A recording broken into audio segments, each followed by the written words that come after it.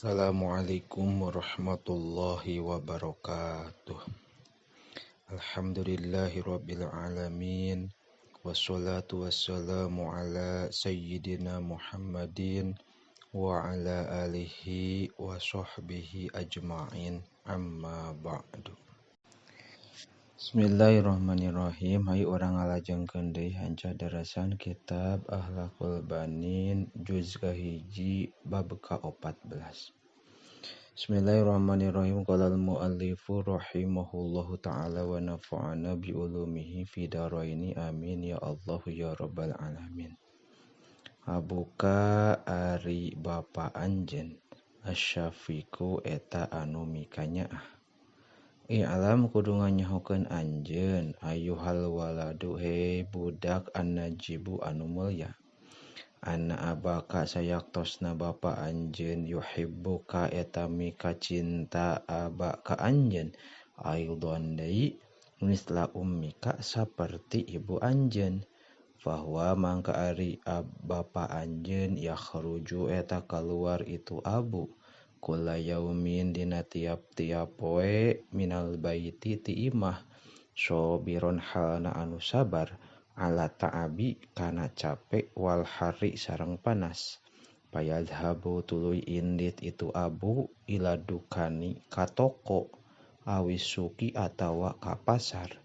liu hasila supaya ngahasilkeun itu abu malan kana harta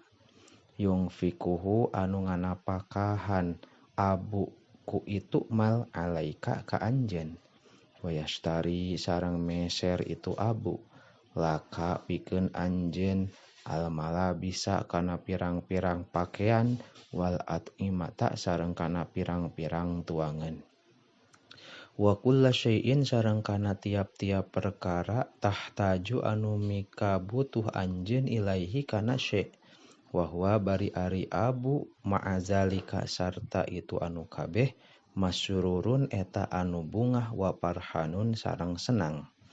wa buka sareng ari bapa anjeun yuhafizu eta ngaraksa itu abu ala sihatika kana kasehatan anjeun wa yahrusuka sareng ngaraksa abu ka anjeun mingkul lima tina tiap-tiap perkara yu'zi anu milaraan ieu emak ka anjeun fa iza maridta di mana-mana gering anjeun fa innahu mangka sayaktosna abu yahzanu eta sedih itu abu kathiron kalawan loba wa yad'u sareng manggil itu abu laka pikeun anjeun tobiban ka dokter wa yastari sareng meser itu abu laka pikeun anjeun adwiyatan kana obat wala yafrahu sareng henteu senang itu abu illa ida ta'afaita kecuali di mana-mana cager anjeun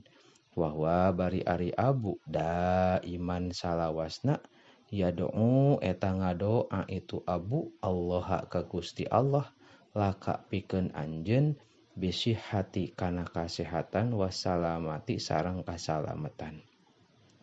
wa abuka sareng ari bapa anjeun yufakiru eta mikir itu abu kula waktin dina tiap-tiap waktu bisa ni tarbiyatika dina urusan pendidikan anjeun